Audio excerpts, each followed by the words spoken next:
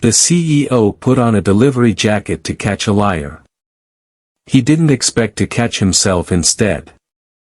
Ethan Cole had built SwiftBite into one of the fastest-growing delivery platforms in the country. But on a rain-soaked Tuesday night in Seattle, he couldn't figure out how to wear the delivery bag. He stood behind a high-end sushi restaurant in a SwiftBite jacket, a cap pulled low, and sneakers far too clean for a man who was supposed to sprint through puddles with someone's miso soup. Luis Martinez, a 52-year-old driver with a gray beard and the calm of someone who'd survived both Seattle traffic and rich people's delivery instructions, looked him over from under the awning. "You look like a hedge fund manager having a breakdown," Luis said. "I'm trying to blend in." "With who?" Ethan checked the driver app, the same app he'd approved, redesigned, and reviewed 100 dashboards about. He'd never once used it to pick up an order. He tapped the wrong thing. A map opened.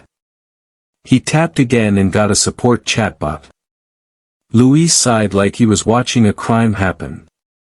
New, he muttered. "You understand the platform, buddy. The platform doesn't understand you." When the host set 3 boxes of sushi on the counter, Ethan nearly dropped them all, catching 2 against his chest and pinning the third under his elbow. Luis rescued it before disaster reached the wasabi. "Rule 1, he said. Food goes in the bag. Not against your soul." This shift had been Ethan's idea.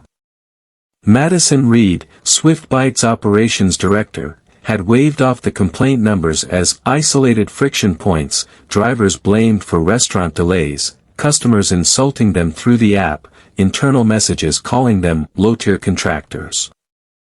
Madison said the company was scaling too fast for emotional overreaction. Ethan had said nothing.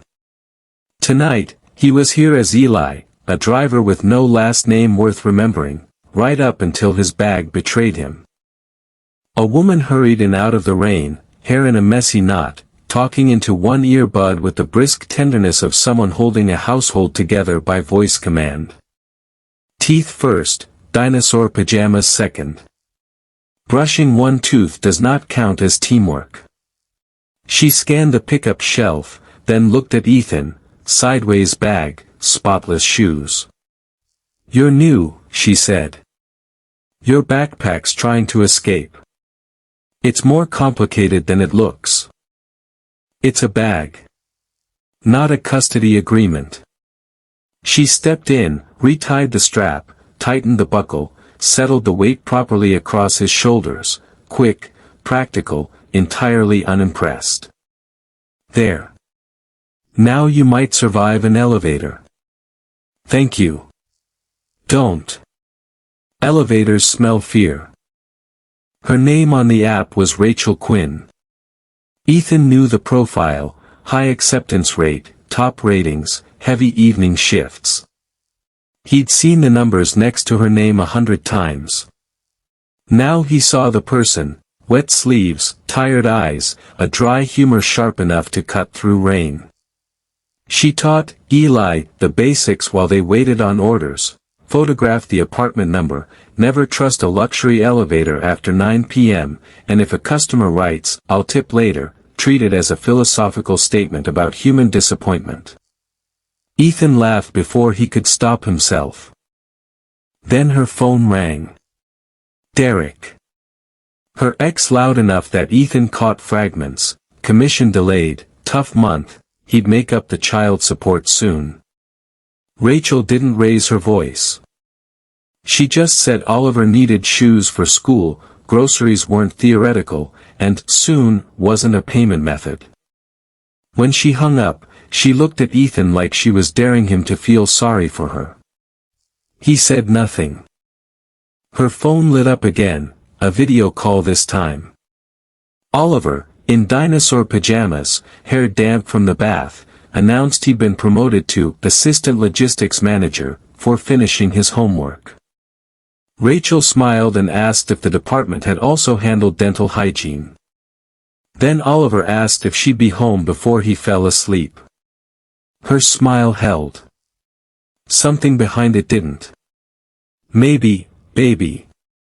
Ethan recognized the lie instantly. He'd built entire companies out of more expensive versions of it.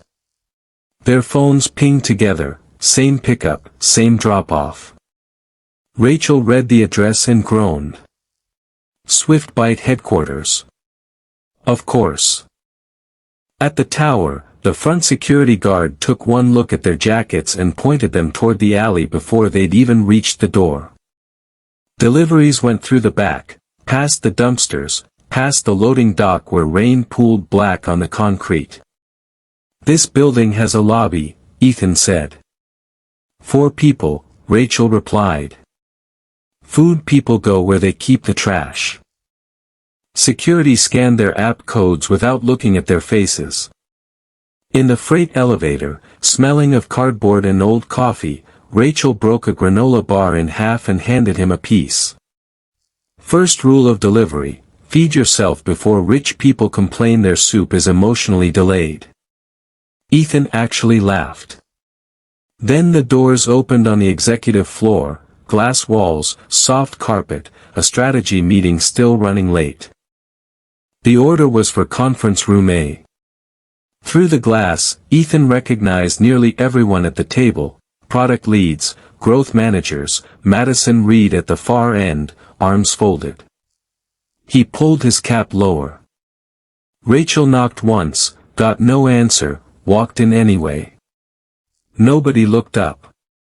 Someone pointed vaguely at a side counter, like the food had materialized out of the weather. They set out trays and sauces. A young manager picked up a container and frowned that the spicy mayo had shifted. The seal's intact, Rachel said. It had a journey. Someone laughed, not kindly.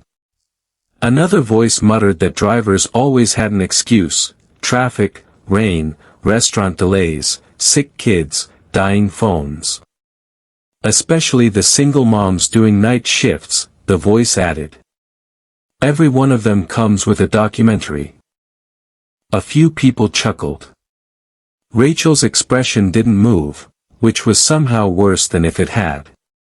Ethan recognized the speaker, Kyle, from Driver Experience, who 2 weeks earlier had pitched a deck called Restoring Dignity Across the Delivery Journey. Kyle kept talking, calling the platform too soft, saying drivers wanted flexibility but complained when it looked like uncertainty, that if someone couldn't handle a shift after bedtime, maybe they shouldn't take it. Madison didn't join in. She just smiled, the kind of smile that let cruelty stay casual. Ethan's hand moved toward the brim of his cap. One motion. One name. The room would collapse into apology by ambush. Rachel's fingers brushed his wrist. Don't, she said, barely audible. Not here. Not for me. Then a woman near the screen squinted at Rachel. Wait, you delivered last week too, right? Oh, it's the tired mom again. A man by the window asked where the kid was tonight. Sleeping in the car, Rachel said. Something in Ethan cracked. But Rachel turned to the table herself, calm in a way that landed harder than shouting. If you can build $1 million app that gets ramen to this floor at 10 at night, you can probably learn how to say thank you to the person who carried it up. The laughter died. She picked up her bag. Enjoy your emotionally stable sushi. And walked out. In the hallway, glass walls threw Ethan's reflection back at him, cap low, jaw clenched, a man trying not to detonate inside a costume he'd earned. I'm going back, he said. Rachel didn't stop walking. No, you're not. They can't talk to you like that. They already did. Going back just makes them remember your temper. Not my dignity. In the elevator, he jabbed the wrong buttons, then the door open button, uselessly. Rachel watched, one eyebrow raised. Fighting the panel now? She leaned against the wall, arms around her bag, the day finally showing on her face. I have 3 more deliveries. I need to get home before Oliver convinces my neighbor that dinosaurs require bedtime snacks. I don't need a hallway revolution from a guy I met 2 hours ago. That sentence stopped him cold. To her, he was still Eli, a clumsy new hire with clean shoes and unexplained rage.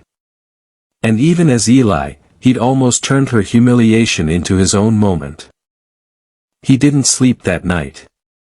He sat in his office above the city and opened files he'd only ever skimmed, complaint rates, deactivation appeals, customer abuse reports, internal chat logs. He searched low-tier contractors. It appeared more than once. Not policy. Just culture, which made it worse.